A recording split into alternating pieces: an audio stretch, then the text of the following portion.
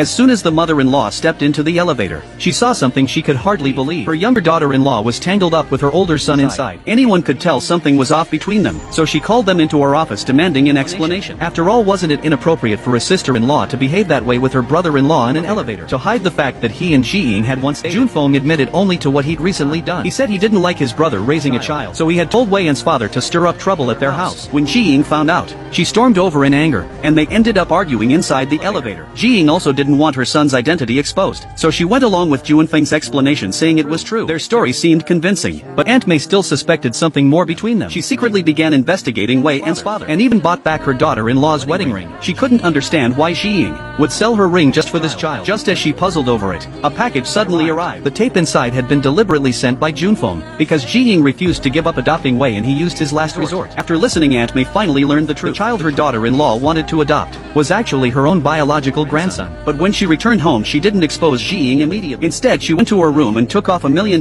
necklace, because she had come up with a clever plan to test her. Soon that expensive necklace ended up in Wei Yan's hands. The nanny saw it and hurried to tell the boy to return it, saying the chairwoman would be furious if she found out. Not long after, the mother-in-law asked the nanny if she'd seen her necklace. Wei Yan said he had played with it and left it in the bathroom. Ji Ying panicked and searched every corner of the bathroom, but there was no necklace anywhere. The mother-in-law insisted Wei Yan must have taken it, saying like father like son. A man addicted to gambling could only raise a child with bad habits. It must have been his father who told him to steal, so she demanded that her daughter-in-law send the boy away. Their family would never raise a child without good morals. Ji Ying was terrified by those harsh words. She couldn't bear her son being accused of stealing. In desperation, she confessed everything to her mother-in-law, admitting Wei Yan was the child she had given birth to 5 years ago. She apologized again and again for hiding the truth. Aunt May could no longer tolerate being deceived repeatedly, believing that Ji Ying's obsession with Wei Yan had made her neglect her husband. She decided that mother and son must leave the house. She even ordered the staff to remove everything from the boys' room. She wanted them both gone from her home forever. Ji Ying realized there was no way for her and her son to stay. Before leaving, she went to say a final goodbye to her husband, telling him to live well even without her,